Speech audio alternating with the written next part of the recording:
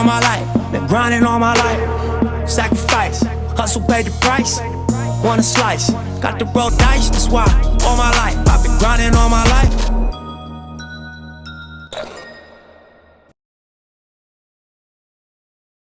What's up, everybody? Welcome back to another episode of what I like to call Talking Ball with AE8. I am your host, Ashton Ertz. Today, I'm joined by someone I consider one of the greatest golf coaches in Culver history.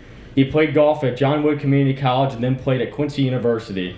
He was named Coach of the Year in 2014 and 2015, then led his team to back-to-back HACC championships and guided them to the only national NAIA tournament appearance in 2014. That's actually one of the only things that Culver has done in a national tournament in Culver history, where they finished 29th in the country. A proven winner, a leader, and a mentor to me. Please welcome Coach Tim Schrage. Happy to be here. Thanks for asking me. Of course. So how are you feeling today?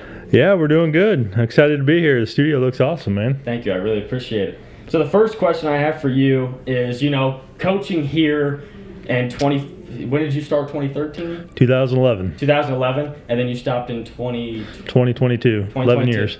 So, watching sports from college football to baseball, how do you think for like this school or all the NAIAs, how do you think that the NIL deal has changed things?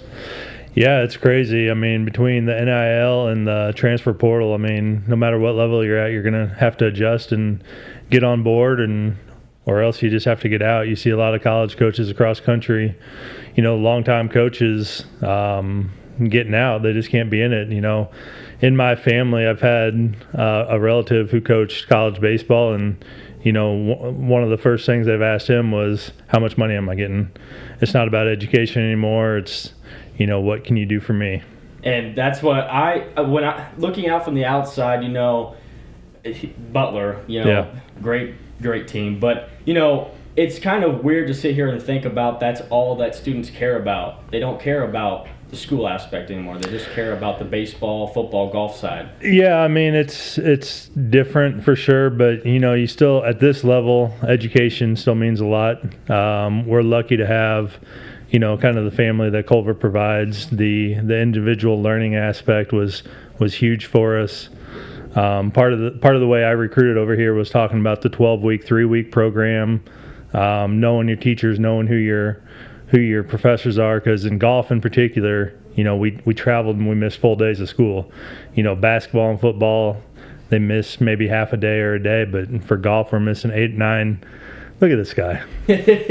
Mr. Tyler. So, I mean, we were missing full days of class, where it's important to have that relationship with your professors. And, at this level, it's still a pretty big deal. But, yeah, I mean, I imagine I've been out for 3 years now. I imagine that's changed a little bit. Yes, I think it has. So the second question I have for you is, speaking of your hometown best friend, Luke Guthrie, a couple months ago you were caddying for him. Was it like a surreal moment for you? Yeah, that was cool, man. I just got done playing golf on Sunday night, and we were getting ready to go. We always do a family dinner on Sunday nights, and I was getting ready to head over to my parents' house, and a text comes through and says, "Hey, man, you want to caddy this week? And FYI, it's going to be super hot." And I was like, "Yeah, let's do this." You can't say no to that. I was joking around with him many years about, "Hey, man, let me know if you ever need a caddy. Love to do it." Ha. But that came through. That was a really cool experience. And how did he end up shooting? Yeah, 36 holes. We were in the lead. So that was interesting. A lot of Quincy support over there, so it was cool to see all that. He played so good. The dude is incredibly good.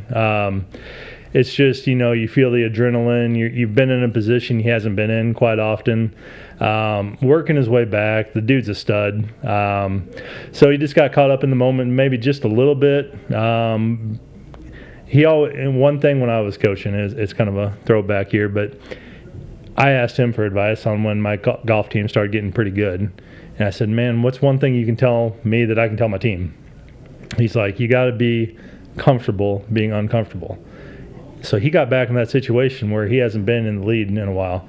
it's hard to put that because on the Corn Ferry Tour, you have to go super low every week. And, he played great and just a couple bad breaks here or there.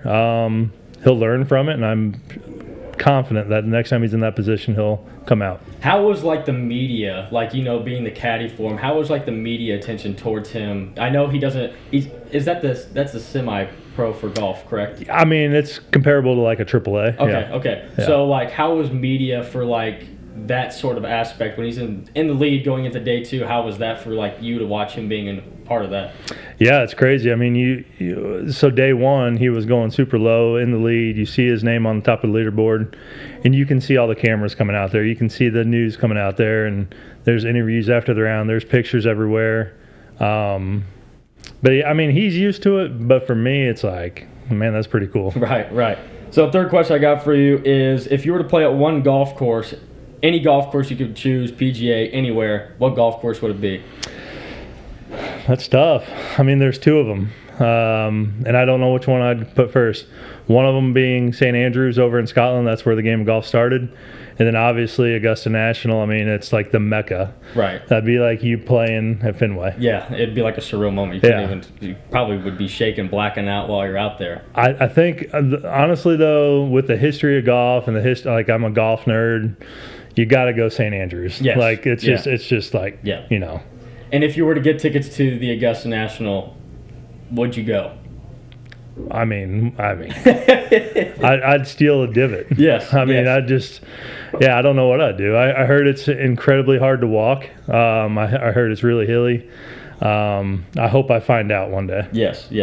How was your coaching life compared to your athletic life? Going from John Wood, a junior college, then going to Quincy University. How was it transitioning from being an athlete to now having to coach someone being just like you? Did you know, going into it, how the athletes and student athletes were going to act towards you, or what was your mindset on it? That's a great question.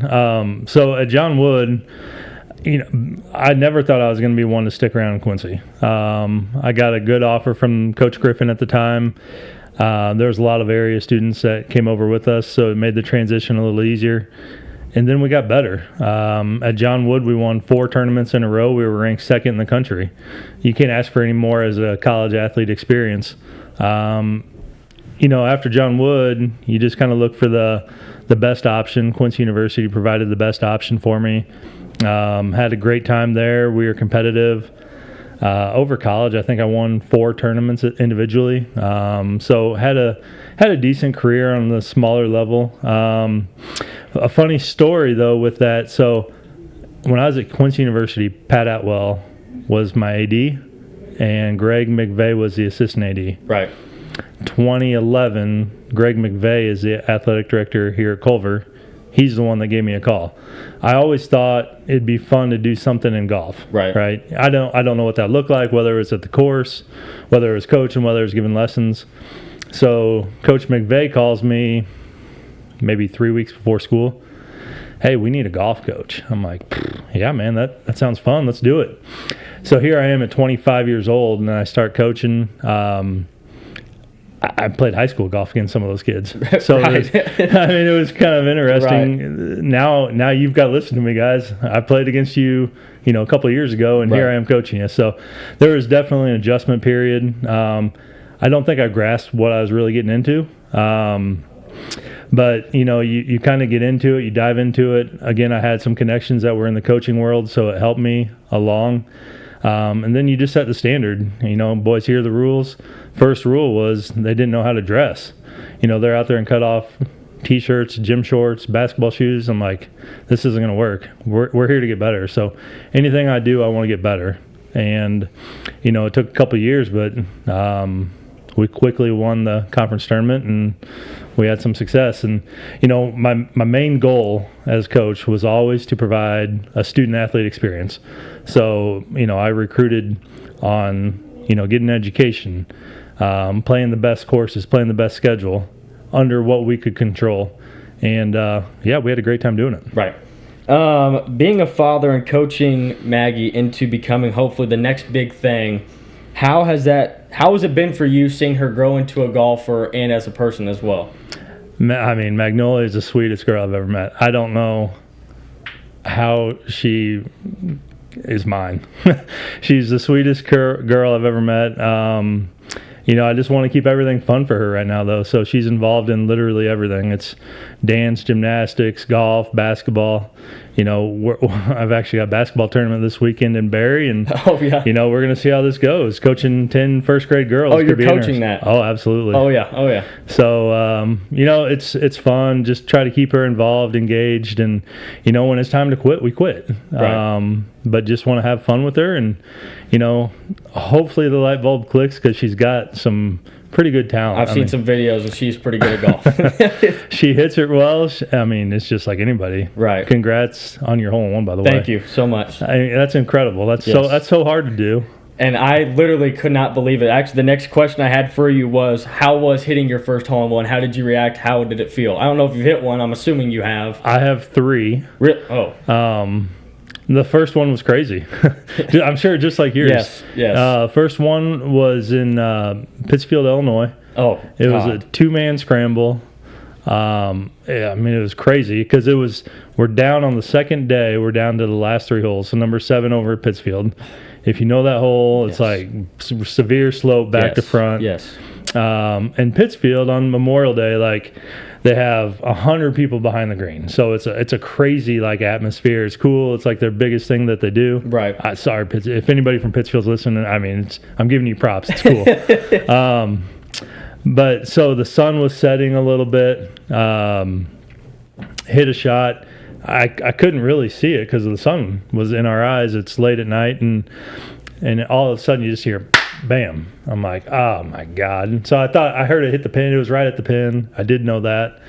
So I thought it had kicked off into the bunker in the water or something. Then everybody, there's 100 people behind the green going nuts. I was like, oh man, this didn't just happen. But what was cool about it is it won the tournament for us, and it got us a skin. So first hole-in-one. I apologize if I'm not supposed to say this, but I had to buy a lot of beers. Yes. But the skin money covered it for me. Oh, that's perfect. That's perfect. Yeah. That's exactly like mine. Mine hit the front of the green, bounced up, hit the pin, just went straight in.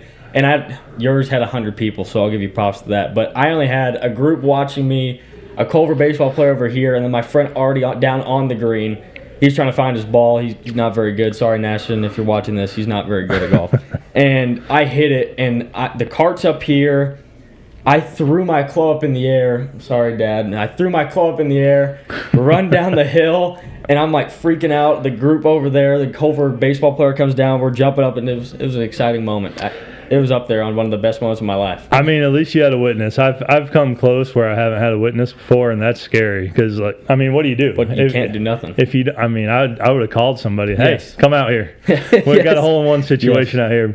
The second one, though, was actually in the city tournament, too. So 2 of my 3 hole-in-ones have been kind of competition, so it's been kind of cool. So one was at Pittsfield, and I'm assuming the other 2 were at Westview? One was at Westview, number 4 in the city tournament, and then number 9 at Spring Lake. Okay. Yeah. And that one was just this year. Oh, really? So I didn't know that. It takes a while. Oh, yeah. I'm not very good at golf either, and I hit one. I couldn't believe it. I was playing I was really talking about this on the other podcast. I was playing like crap all day. And I was texting Dad. I literally said, I cannot hit a ball to save my life. That was the following night. And then I get there, and I'm playing pretty well. I parred the par 5. And then I get to hole number 5, and I don't know what happened. But that's a legit hole. Yes. I'm happy if I hit that green. Yeah. That's a legit hole. That's what they did with that hole and the water around it. Yes. That's awesome. Did you save the ball? Of course it is. A Pepsi Pro V1. Okay, that's baby. Yeah. I almost teed off with my ball the next hole, and someone's basically tackled me. I was like, all right, thank you. Yeah, I actually have a mount made. I don't know if you got mounts made for your hole-in-one balls. Absolutely. I got the scorecard still. I got the ball. I got the tee. I hit it with because on a par 3, this might be non-golf like, but I tee up the ball just like that much, so I can get under it because I know I top a lot. So I hit it, and I'm like, I got to keep everything. I just threw everything in my bag. Oh, absolutely. So next question I got for you, what golf club or ball do you prefer? So clubs, I use Ping irons, Ping blueprints. I have a Titleist driver, and then I prefer the Titleist Pro V1. Right, and I know a lot of golf people out there don't know this, but well, they do, but they don't really know like how much it affects somebody. Do you like prefer this ball or this ball? Because some people out there just think a golf ball is a golf ball. I mean, if you're advanced, it matters a little bit, just with the spin rates and things like that. So, you know, if you're playing in the wind or if it's wet, you know, a ball that spins less might be helpful for you, because when you have wet greens, it might just rip off the front of the green for you. But I mean, a lot of the golf balls are the same anymore. Right. So they're all good. You know, every company produces something different, but I mean, it's all pretty good stuff anymore. Thank you guys for watching. We're going to head into a quick sponsor break. We'll be right back with Talking Ball with AE8. Thank you guys for watching today's episode of Talking Ball with AE8. Today's sponsors to today's episode are Refreshing Services Pepsi, PSD Underwear, Round Count Excavation, Farm and Home Supply, Game Day on the Hill, and AE8 Vintage. Once again, thank you guys for viewing in. All right, guys, welcome back. We got 2 more questions, and then we're heading out. So the second to last question I got for you was, how is it recruiting for like an NAIA? Like, I know if you're like a big name like Baylor or Alabama, you got it built in. You reach out to a top dog. Most of the time, they're going to be like, yeah, I'm going to go play for Bama, or yeah, I'm going to go play for Baylor. How is it like recruiting like the top dogs of like the tri-state area, or maybe just the top dogs of the nation to Culver Stockton? A lot of it kind of depends on, you know, the experience. I was fortunate enough to get a lot of good players. Right. You know, I wanted to take them. So let me backtrack a little bit again. Once you start winning, it's easier to get the people over here. Right.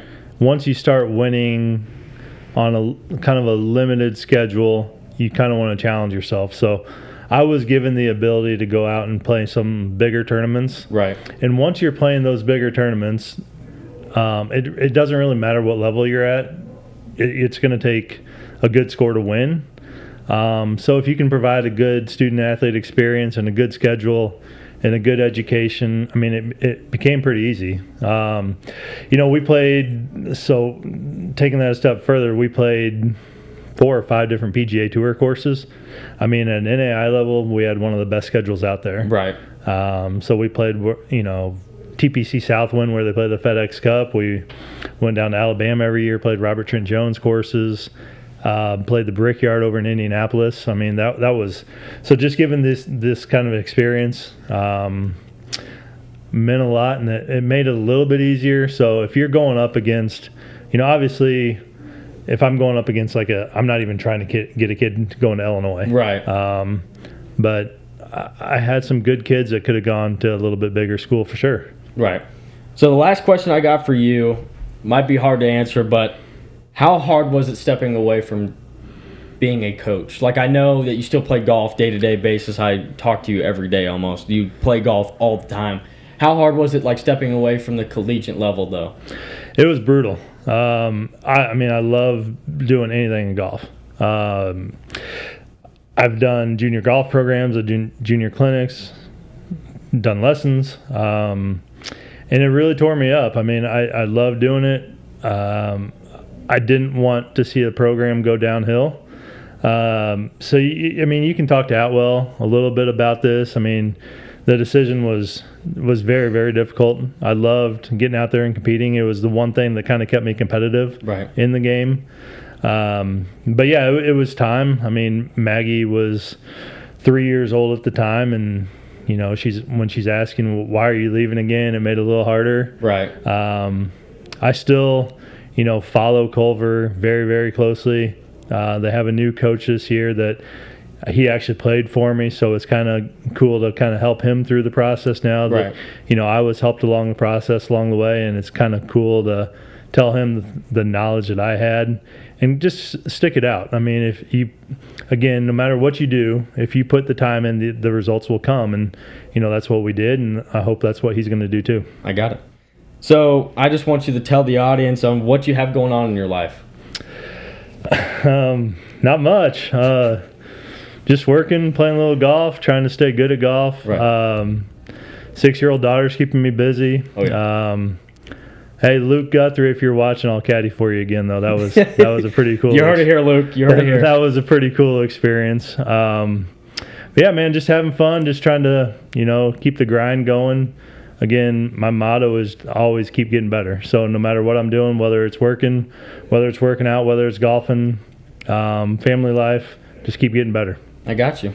Well, thank you guys for watching Talking Ball with AE8 Episode 3. Huge shout out to Tim Schrage for coming in and talking ball with us today. I hope you guys enjoyed today's episode. Remember, follow us back on any social media website. We got Instagram, Facebook, TikTok. You can follow me there on Talking Ball with AE8 or AshtonErtz8, and you can find this link to the YouTube description and any Instagram bio. Thank you guys for watching. I hope you guys have a blessed day. We'll see you soon.